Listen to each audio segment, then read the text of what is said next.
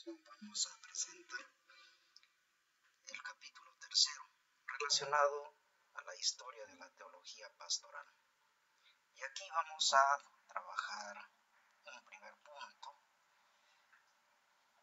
la praxis de Jesús.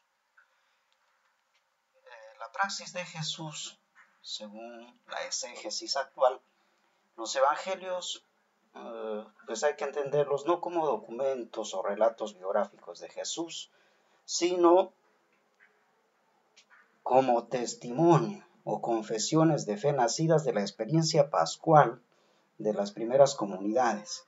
Podemos afirmar que son también relatos de la praxis prepascual y pascual llevada a cabo por Jesús, a quien Dios ha hecho Señor y Cristo. Y en esta perspectiva vamos a encontrar diversas posturas en cuanto a lo que es la cristología que se puede presentar. Tenemos acá la referencia a la cristología y al mismo tiempo la acción pastoral. La fe se expresa de acuerdo a las imágenes que se dan de Jesucristo, las imágenes, representaciones y vivencias que poseemos de Jesús o de Cristo, depende originariamente de la educación cristiana familiar, catequesis parroquial, formación religiosa. Señalamos dos concepciones cristológicas significativas: las que subyacen en la acción pastoral de acuerdo a diferentes soteriologías, y las que posee el pueblo cristiano fruto de la iconografía, catequesis, predicación o consecuencia de la misma acción pastoral. Vamos a ver por acá acerca de las imágenes de Jesús en la acción pastoral. La acción pastoral desarrollada después de la Segunda Guerra Mundial se ha manifestado básicamente de una doble manera: como pastoral de cristiandad de talante conservador o como pastoral misionera de corte progresista. Ambas pastorales se corresponden con dos modos de entender a su vez la cristología: de tipo descendente o desde arriba, de línea más conservadora, y de tipo ascendente o desde abajo, desde la línea más aperturista, llamémosle así. ¿Qué podemos decir acerca de las cristologías pastorales deductivas, las cristologías descendentes o desde arriba? Pues que tienen un talante conservador. Y en este sentido, entonces, en primer lugar, hay que resaltar lo característico de este tipo de presentación cristológica. Algo irrenunciable de Jesús de Nazaret, que es la cruz, se ha convertido frecuentemente en justificación de la resignación. Precisamente en el siglo XIX, cuando emergen los movimientos sociales de emancipación, se inculca en la Iglesia una imagen de Jesús obediente y resignado, sometido a los decretos del Padre. Toda rebeldía contra la explotación, reivindicación social o crítica de los poderes establecidos es sinónimo de pecado. Al cristiano le toca obedecer y llevar la cruz. En segundo lugar, la cruz ha justificado toda clase de sufrimientos, tanto naturales como los indebidos o injustos. El cristiano, a imitación de Cristo, debe obedecer. En tercer lugar, la imagen de Jesús bajo el título de Cristo Rey ha servido para justificar el poder de diversos regímenes políticos, conservadores o incluso dictatoriales, cuando el catolicismo era religión de Estado. Por el contrario, también ha sido entendido Jesús de Nazaret como el revolucionario que instaura el reino de un modo violento. Jesús ha servido como justificación de guerras, cruzadas y guerrillas. ¿Y qué podemos decir de las cristologías pastorales genéticas, ascendentes, inductivas o desde arriba, progresistas? Pues aquí podemos plantear algunas ideas, ¿no? Las cristologías ascendentes o inductivas tienen en cuenta el proceso genético que siguieron los apóstoles desde el Jesús de Nazaret hasta el Cristo resucitado.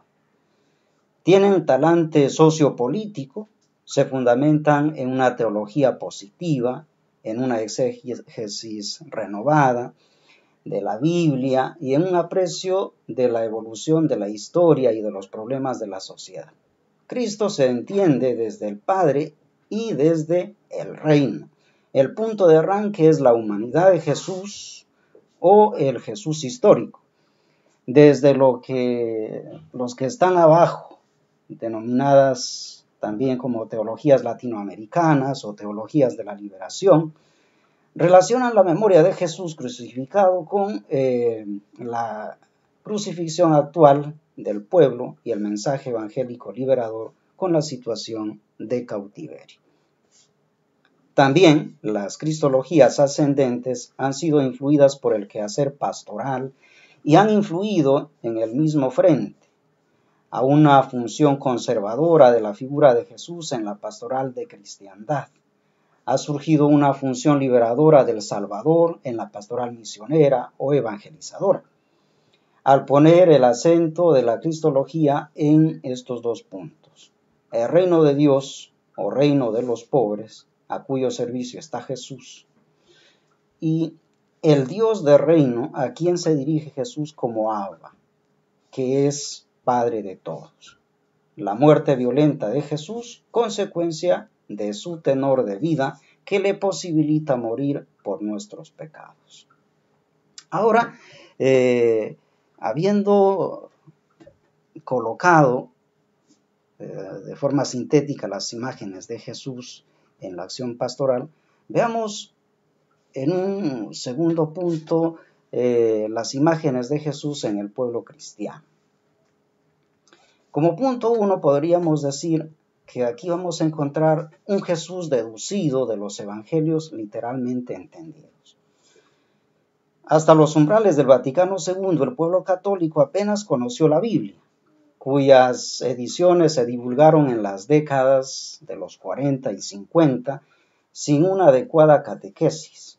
Los evangelios han sido entendidos por el pueblo y en gran medida los entiende como relatos históricos que narran los hechos tal como sucedieron o como meras biografías de Jesús. Y esto puede ser también algo peligroso, ¿no? En el sentido de que podemos caer en un tipo de fundamentalismo, en una presentación de la fe radical al extremo incluso de violentar la conciencia del ser humano. Atraen poderosamente los milagros que se aceptan a pie de letra. Jesús es parte del pueblo, el Señor de los milagros, ¿no? Un punto número 2, presentamos un Jesús que en el fondo es solo Dios. El pueblo católico se dirige a Cristo como a Dios.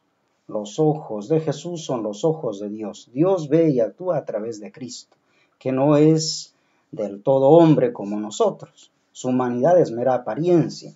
Este modo de pensar fue propio de los docetas, ¿no?, del siglo II, es decir, de los aparentistas, quienes creían en la mera apariencia humana de Jesús como Dios. Jesús es para el pueblo de Dios el Dios omnipotente y omnisciente. En un punto 3 podríamos mencionar acá un Jesús que padece para darnos ejemplo. A partir del siglo XI se propagan rápidamente en las iglesias románicas las tallas de Cristo del tamaño natural, en madera o en bronce, junto al triunfo de Cristo manifestado en la serenidad de su rostro y en el sosiego de todo su cuerpo. Aparece el sufrimiento del crucificado con rostro adolorido y ojos entornados, imagen del varón de dolores. Es el Dios sufriente de los campesinos pobres, de los enfermos desamparados y de los esclavos sometidos. Es modelo de paciencia, resignación y obediencia. A menudo los sufrimientos se interpretan como castigo de Dios o voluntad divina y como consecuencia del pecado original. al ser todos hijos de padres desobedientes. Jesús es para el pueblo, el nazareno, el crucificado. Un cuarto punto, una cuarta imagen de Jesús es ver precisamente a un Salvador que expía los pecados y nos da el cielo. Para el pueblo católico el mundo equivale a valle de lágrimas o a desastre que termina con la muerte, a partir de la cual hay salvación. Jesús nos abrió las puertas del cielo al perdonarnos como Dios. Su ejemplo es válido para arrepentirse y no pecar, comportarse de acuerdo a los mandamientos, frecuentar los sacramentos, alcanzar una buena muerte y entrar en el cielo. En el fondo, la vida es ocasión de hacer méritos y de vivir en gracia. Jesús es para el pueblo el Salvador de nuestros pecados. Ahora, teniendo en cuenta estos datos, veamos entonces los modelos de Jesús en su praxis pastoral. Para comprender la praxis de Jesús, examinemos en primer lugar los modelos de su comportamiento pastoral, relatados por los evangelios, teniendo en cuenta al mismo tiempo algunos datos sobre la situación del judaísmo en tiempos de Jesús. Jesús es objeto de fe como resucitado. Al aplicarle varios títulos esenciales que ya aparecen en los evangelios y que han sido acuñados litúrgica y dogmáticamente, Cristo, Mesías, Señor, Salvador, Hijo de Dios, tenemos el peligro de considerar accesorio el contorno histórico de Jesús de Nazaret. También podemos caer en la tentación opuesta, reducir nuestra consideración pastoral al Jesús histórico, olvidando el acontecimiento de la Pascua. Jesús no fue sacerdote del templo. La ley religiosa judía, o la Torá, fue custodiada o interpretada en primer lugar por los sacerdotes. Después lo sería también por los escribas. El sumo sacerdote, custodio de la ley y del templo, presidía el Sanedrín y el culto. Su dignidad era tan elevada como su nivel económico, a causa de los ingresos que producía el templo. En tiempos de Jesús, por apetencia del cargo, el sumo sacerdote se hallaba sometido al dominador romano. Su puesto era acaparado por 4 familias de neta orientación saducea. Para ayudar a llevar a cabo su función estaban los jefes de los sacerdotes, familiares o amigos suyos, encargados del culto, del mantenimiento del templo y de la tesorería. Los sacerdotes se ocupaban de los sacrificios. Al ser unos 7,000, se dividían en turnos semanales, salvo en las 3 grandes festividades y peregrinaciones en las que intervenían todos. Fuera de alguna semana de ocupación sacerdotal, el resto del tiempo lo dedicaban a otros oficios. El sacerdocio, era hereditario. A lo largo de su vida pública, Jesús tuvo poco contacto con los sacerdotes, salvo en los momentos de la pasión. Ironizó las preocupaciones sacerdotales en la parábola del buen samaritano, Lucas 10:31, y atacó el lugar de los sacrificios en la escena denominada de la purificación del templo, hecho que se encuentra en los 3 sinópticos, así como también en Juan. La expulsión de los mercaderes produjo asombro por la autoridad que mostró Jesús. Puso en tela de juicio el templo, al menos como lugar de sacrificios cruentos, frente a la afirmación religiosa de que Dios está presente en el templo. Jesús enseña que Dios está en todas partes, pero de una manera privilegiada en la comunidad nueva de los discípulos y en la caridad de los pobres. Jesús oró en el campo y en las montañas. Para él no hay separación entre el espacio sagrado y el religioso, ya que todo es santo porque todo es creación de Dios. Solo la carta a los hebreos aplica a Cristo el título de sacerdote o sumo sacerdote, con una doble condición. Jesús no pertenece a la estirpe sacerdotal judía, ya que fue seglar, ni su culto es ritualista, sino en espíritu y en verdad. Juan 4:23, 24, ya que se ofreció a sí mismo en bien de la humanidad.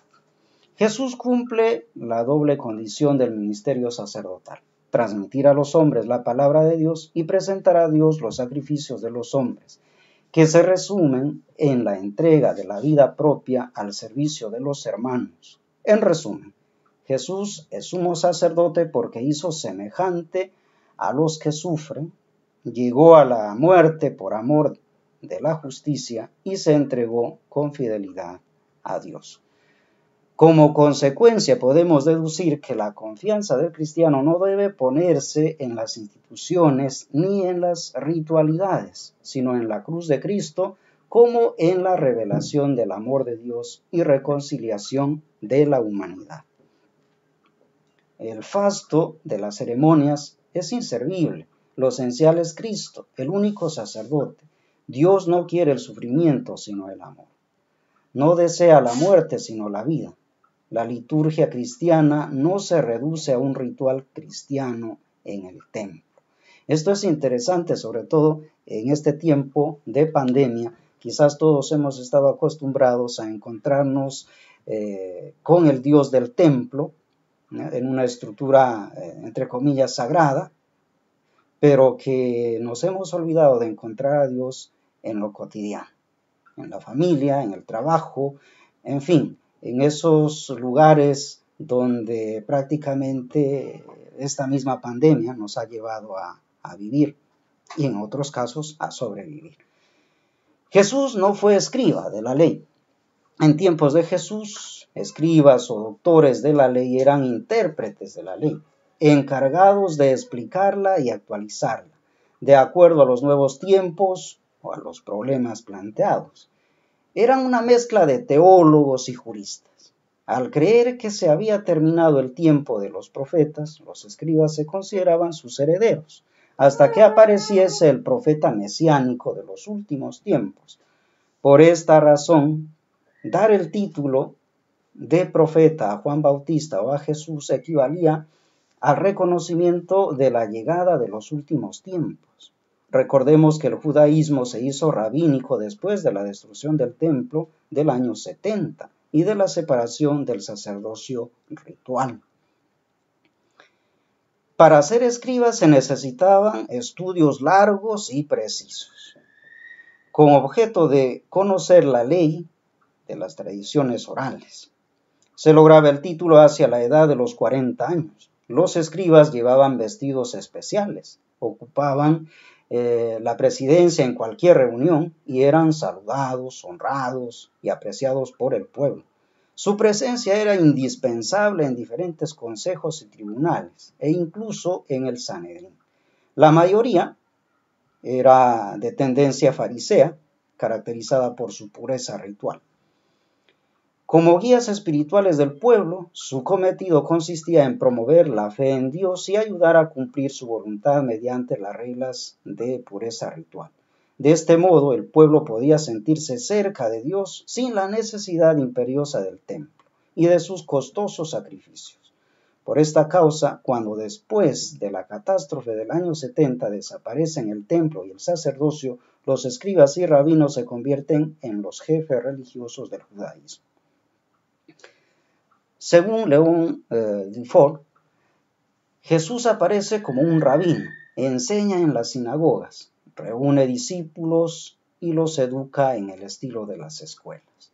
Los evangelios afirman que Jesús enseñaba a sus discípulos y a la gente. Sin embargo, no es un escriba, mas aunque algunos le dirigieron la palabra con el título respetuoso de rabí, que equivalía a decir hoy Señor, puesto que le faltaba la condición fundamental para ser escriba, el estudio teológico. Jesús no se limita a enseñar en las sinagogas, sino que instruye en cualquier parte. Jesús enseñó de acuerdo a la tradición sapiencial judía por medio de parábolas, sentencias, construcciones y controversias. Jesús no hizo la carrera de escriba ni fue considerado por sus contemporáneos como tal. Fue un maestro que no enseñaba como los escribas, sino con autoridad. Marcos 1:22, Mateo 7:24. Su autoridad deriva de sí mismo, no de la tradición de los padres. Los evangelios señalan la distancia entre Jesús y la ley judía. Según Marcos, hay una distancia total. Para Mateo, Jesús es la nueva Torá. Lucas presenta a Jesús como primera autoridad. La ley, que era de institución divina para los judíos, consistía en la recopilación de multitud de preceptos, decretos, mandatos y estatutos que daban sentido a la conciencia del pueblo, a sus prácticas, conductas y creencias. Se consideraba legislación de Moisés. Jesús no fue un hombre sistemáticamente opuesto a la ley, afirma González Faust. Fue un hombre liberado de la ley. Declara que la ley es insuficiente, no cambia, pues Jesús unas leyes por otras, sino que proclama la libertad del nuevo mandamiento de la caridad, visto por sus discípulos como mandamiento nuevo, en Juan 13:14. Jesús fue profeta del reino. El profeta escatológico esperado para los últimos tiempos anuncia el juicio de Dios y la inminencia del cambio cósmico que señalará la venida del reino de Dios. Según el judaísmo sinagogal, el profeta estaba poseído por el Espíritu de Dios. Jesús es denominado profeta solamente en los evangelios, nunca en el resto del Nuevo Testamento. Es aceptado como profeta por la opinión popular, en Marcos 6:15, por ejemplo. Aunque los discípulos no lo denominan profeta con total claridad, las palabras y gestos de Jesús tienen un marcado acento profético. De hecho, fue detenido y condenado como falso profeta. Jesús no es un profeta nacionalista, ni se inscribe en la línea apocalíptica. Es profeta escatológico, rechazado y perseguido, que proclama la venida del reino de Dios. En resumen, es profeta porque con una fidelidad absoluta a su misión y con una libertad sin compromisos, anuncia las exigencias radicales de Dios, con plena lucidez sobre los acontecimientos individuales y sociales. También aquí nosotros podemos mencionar sobre las dimensiones de la praxis de Jesús. Jesús y el reinado de Dios.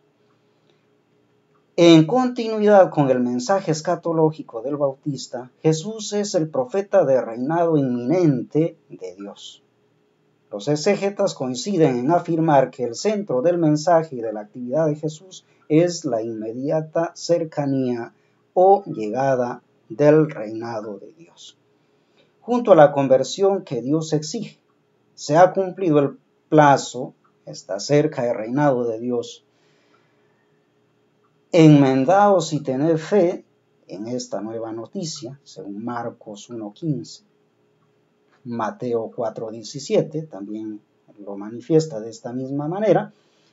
La palabra y la obra de Jesús se concentran en el reinado de Dios, que para Marcos es evangelio o buena noticia, puesto que su llegada es salvación de pobres, pecadores y enfermos. La mayoría de los exégetas tiende a traducir el término griego basileia por reinado, acción de reinar, en lugar de reino, territorio, ya que de ese modo se expresa mejor su sentido dinámico. La expresión reinado de Dios aparece con frecuencia en los sinópticos 61 veces y muy escasamente en Juan. Juan 3:5. O en los escritos de Pablo, que son ya cristológicos. Esto indica un desplazamiento del reinado de Dios predicado por Jesús a Jesús Salvador predicado por la comunidad cristiana. Para conocer en qué consiste el reinado de Dios proclamado por Jesús, es necesario tener en cuenta el sentido que tenía dicha expresión en las tradiciones judías anteriores a Jesús. La idea de Dios como rey es antigua en el pueblo judío, incluso anterior a la aparición de la realeza en el siglo XI a.C. Los judíos esperaban que Dios viniera a reinar en persona para implantar de verdad la justicia. En tiempos de Jesús, el reinado de Dios incluía, por un lado, la libertad política frente a la opresión romana, por otro, la justicia social, la paz y el bienestar, finalmente, la fidelidad de Dios. En resumen, la clave para comprender el reinado de Dios se cifra en la justicia real de Dios, no en el sentido romano de dar a cada uno lo suyo según las leyes, favorecedoras a menudo del rico, sino como defensa de oprimidos, pobres, marginados e ignorantes. Los protagonistas del reinado de Dios son los pobres, los que sufren, los sometidos, los perseguidos. Jesús los llama dichosos o bienaventurados. Mateo 5, 1, 11, Lucas 6, 20, 23. El reinado de Dios proclamado por Jesús, por una parte, está presente. Lo dice Jesús. Está a nuestro alcance. Lucas 17, 21. O en medio de ustedes, no dentro o en nuestro interior a modo espiritual, sino en la realidad humana, corporal y material. Por otra parte, tiene dicho reinado dimensión futura, aparece plenamente cuando se termine el mundo pecador, cesen los sufrimientos y sea superada la muerte. Esto significa que el reinado de Dios es escatológico, es de aquí y de allá. Finalmente, al ser el reino de Dios el supremo valor, nos conmina a un cambio de valoración y de valores. El arrepentimiento predicado por Jesús como condición de la llegada del reinado, no es cambio de mente o de ideas, sino de realización de un modo de vida evangélico. Es conversión o cambio de nuestro propio yo, de sus omnipotencias y narcisismos, de nuestras relaciones con nuestro prójimo, demasiado interesadas o dominadoras, de nuestras estructuras sociales y políticas, reducidas a poder y privilegios, y del mundo de la naturaleza, alterada por la explotación. Para comprender el sentido del reino de Dios, según Jesús, es necesario interpretar correctamente las parábolas del reino, ya que constituyen el punto central de la predicación de Jesús de Nazaret. En este sentido, entonces, también podemos observar a Jesús y sus discípulos. Para llevar a cabo la tarea de anticipar la llegada del reinado de Dios, Jesús constituyó a 12 discípulos, a quienes nombró apóstoles, para una doble tarea: formar fraternidad con él, comunidad de mesa, y misionar en su nombre, predicación y expulsión de demonios. Los apóstoles enviados o misioneros constituyen el primer grupo entresacado de Israel institucional. De acuerdo a la presentación religiosa, hereditaria, babilónica, ¿no?, el número zodiacal 12 era perfecto. Según Lucas, apóstoles son únicamente los 12. Según Pablo, el concepto de apóstol es más amplio. Apóstoles son los testigos de la resurrección, llamados por Dios en Jesucristo para una misión total que incluye a los gentiles. En sentido lato, afirma Dufour, apóstoles son los embajadores de Cristo resucitado en los que se funda la iglesia y que tienen autoridad sobre las comunidades, la del servicio pastoral. El segundo grupo era constituido por 70 discípulos. En algunas versiones son 72. Tanto 70 como 72 son números que indican plenitud y perfección. Los discípulos son no israelitas o marginados, Lucas 10:1, entre los que se encuentran algunas mujeres, Lucas 8:2, 3. Están representados todos ellos por Leví, Lucas 5, 27, 32. Proceden de la eclesía ex gentibus o del judaísmo periférico. La comunidad prepascual de discípulos que formó Jesús es modelo fundamental del nuevo pueblo de Dios, o lugar teológico del que se origina la iglesia. En primer lugar, se origina por una llamada de Jesús al escoger a sus discípulos. Les da una gran libertad de las reglas tradicionales, les corrige en sus ambiciones y les revela su relación con Dios como Padre y con el reino universal de la justicia, con el privilegio de los pobres y marginados. A su vez, los elegidos reconocen a Jesús como Señor, creyentes. Se agrupan en torno al Maestro, lo siguen y comparten su destino, seguidores, y cambian de vida o de escala de valores, amor fraterno, actitud sin doblez, reparto de bienes, servicio, etc. Es decir, están convertidos. En segundo lugar, la condición de ingreso se basa en el seguimiento. El ingreso en el grupo de los discípulos de Jesús no es fácil, dadas las exigencias radicales que entraña. Dejar familia y profesión y renunciar a posesiones o patrimonio. Lo que Jesús recomienda es la disponibilidad absoluta para proclamar el reino, que lleva consigo el sufrimiento y la cruz. La Carta Magna o Constitución de la nueva comunidad se define por las bienaventuranzas. Discípulo no es sinónimo de alumno, sino de seguidor. A saber, el creyente que se convierte y se adhiere a la persona de Jesús hasta la entrega de la vida por amor. El joven rico del Evangelio tipifica la figura contraria a la del discípulo. Marcos 10, 17. En tercer lugar, los discípulos que siguen a Jesús forman grupo o comunidad.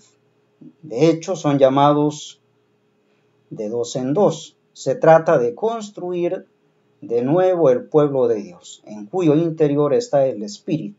Finalmente, los discípulos de Jesús actúan como el Maestro en un mundo lleno de injusticias que pretenden liberar. Y ahora veamos Jesús y Dios. Las cristologías recientes coinciden en afirmar que la enseñanza y la obra de Jesús de Nazaret se centra en dos realidades fundamentales, expresada con los términos reinado de Dios, causa de todo su proyecto, y Abba o Padre, Marcos 14:36. Así como el reinado de Dios no se entiende sin Dios, el Dios cristiano es ininteligible sin el reino. No se puede entender sin el reino. Jesús actúa con conciencia de Dios, a quien llama Padre, y tiene experiencia de Dios porque experimenta el reino. Jesús tuvo una conciencia profunda de filiación, a saber, su conciencia termina en Dios como Padre. Todo lo que es y tiene Jesús procede de Dios y a Dios se dirige. Ahora veamos la praxis de Jesús a través de sus acciones.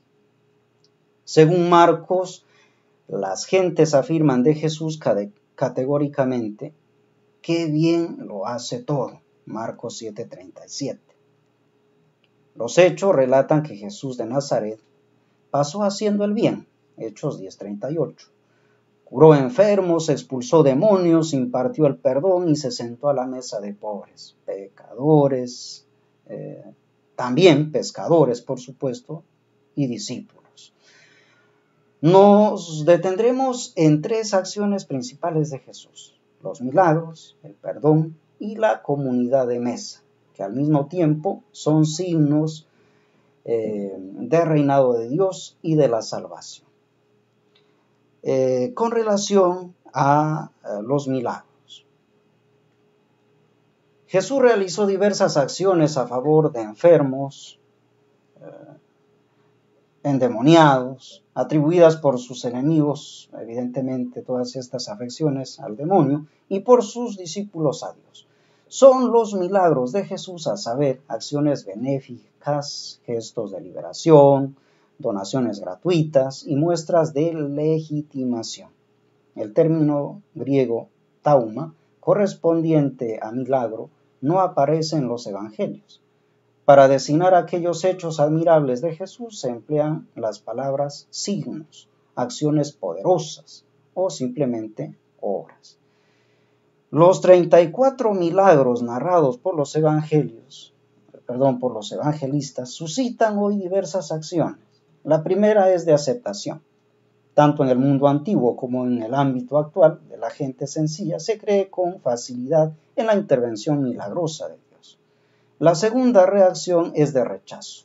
No se admite el milagro como hecho extraordinario que rompe o altera las leyes conocidas por la naturaleza. Es un producto de sugestión colectiva.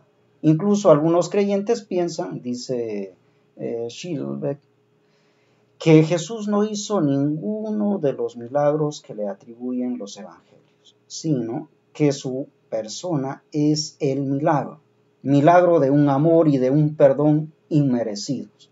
Eso es lo que habrían querido mostrar tales leyendas de milagros, según este autor. San Pablo no alude nunca a los milagros de Jesús. La tercera postura se caracteriza por una nueva valoración. Por falta de conocimiento adecuado, un género literario evangélico, como el de los milagros, se saca de su contexto o del horizonte interpretativo propio de los evangelistas y se los desnaturaliza. En resumen, el milagro es signo mediador de la fe y obra extraordinaria que señala la vinculación de Jesús con el Padre en la obra de la nueva creación. Otro dato, el perdón. El reinado de Dios llega a los pobres con la justicia y a los pecadores con la misericordia. En tiempos de Jesús, el judaísmo consideraba pecadores a dos tipos de personas: los que menospreciaban notoriamente el mandamiento de Dios y los que ejercían profesiones despreciadas, jugadores de juegos de azar, usureros, recaudadores de impuestos, publicanos, pastores, o tenían oficios que conducían a la inmoralidad, por ejemplo las meretrices. Mateo resume el mundo judío de los pecadores con dos palabras: recaudadores y prostitutas. Mateo 21:31. El calificativo judío de pecador se fundaba más en una visión sociológica que en un juicio espiritual. El pecador era un marginado de la sociedad por su propia culpa. Jesús predicaba la buena nueva a un mundo en pecado, no por la negación de Dios. Los fariseos y saduceos creían en Dios, sino por el rechazo del reino de Dios. El reino de Dios llega cuando el pecador descubre la misericordia y el perdón de Dios. Dicho de otro modo, el pecado es perdonado con la aceptación de la venida del reino. Y en el punto de la comunidad de mesa. Entre los judíos, la comida compartida era sinónimo de comunidad entre los hermanos y con Dios. Pero también indicaba separación o exclusión de pecadores debido a las reglas de la no contaminación. Para Jesús, la comida es lugar esencial de unión. Por eso compara el reinado de Dios a una mesa compartida o a un banquete de bodas. La praxis de Jesús se muestra a sí mismo en el hecho frecuente de compartir la mesa con los judíos, fraternidad, con los pobres, justicia, y con los pecadores, misericordia. Precisamente el último gesto de Jesús fue un banquete de despedida en el que partió el pan y lo distribuyó, actuando como anfitrión. En contraste con Juan, que ni comía ni bebía, Jesús come y bebe, tachado de comilón y borracho, amigo de recaudadores y descreídos, según Mateo 11:18. En varios pasajes del Evangelio se dice que Jesús se sentó a la mesa de pecadores. acto prohibido en el judaísmo. Hay otras comidas en las que Jesús es anfitrión, como ocurre con el relato de la multiplicación de los panes, narrada por los 4 evangelistas. Finalmente, los evangelios de Lucas 24, 28, 31 y Juan 21, 12, 13 relatan comidas del Señor resucitado con sus discípulos en el camino de Emaús o a la orilla del mar. En definitiva, la coinonía cristiana es comunión en el cuerpo de Cristo, según 1 Corintios 10, 16, 17, y servicio de ayuda mutua o comunión de hermanos. Teniendo en cuenta ya estos datos, habiendo presentado los signos, acciones poderosas y obras de Jesús, conocidos también como milagros, luego haber presentado también el perdón y la comunidad de mesa, pasemos al siguiente dato, ¿no? Los niveles de la praxis de Jesús. Jesús lega a sus discípulos los principios básicos de una práctica alternativa. ¿Qué implica todo esto? Implica una crítica con respecto al sistema, que es la práctica del reino y base de una vida común en eclesía. Para Echegaray, ¿no? Pues la práctica de Jesús tendría una presentación en 3 niveles: económico, político y social, que se corresponden, según el autor Velo, con 3 gestos: gesto de las manos, de los pies y de los ojos.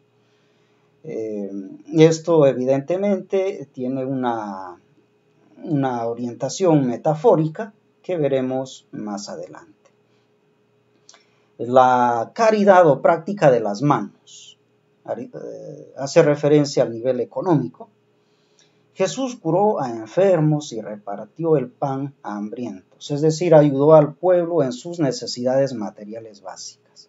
Este primer nivel de práctica mesiánica es ciertamente el nivel de la vida concreta, el nivel económico, nivel de producción y de circulación de bienes.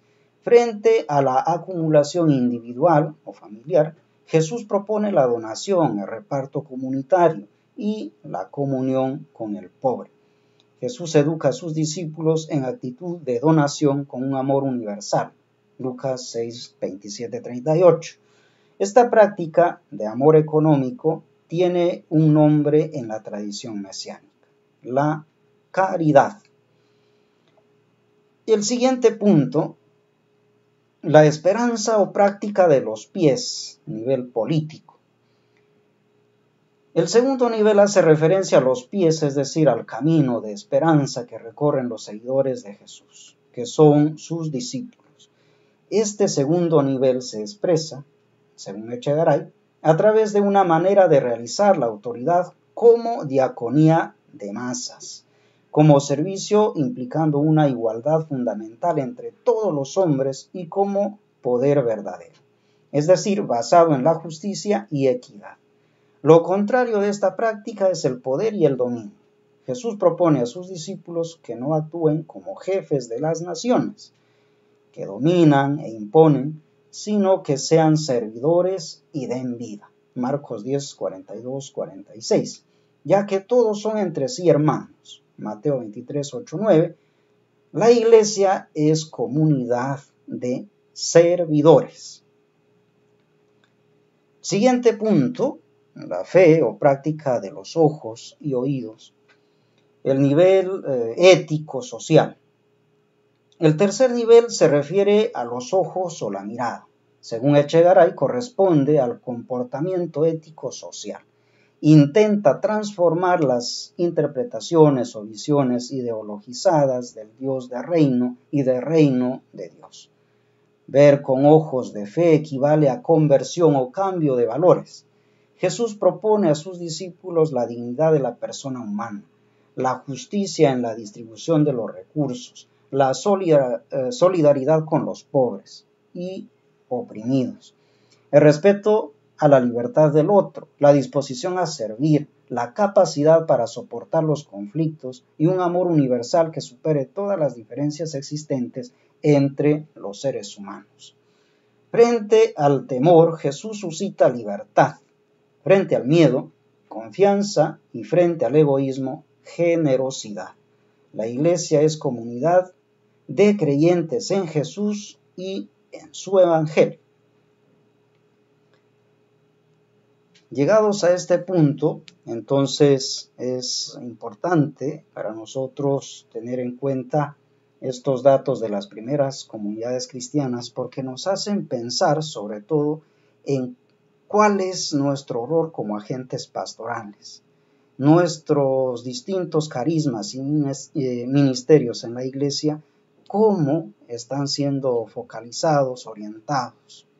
Evidentemente es una tarea todavía pendiente, han pasado más de 2000 años de Iglesia, pero hay todavía ciertos caminos que faltan recorrer y quizás algunos modelos no solo de evangelización, sino también modelos pastorales deben ser en cierta medida reformulados porque ya no dan para más.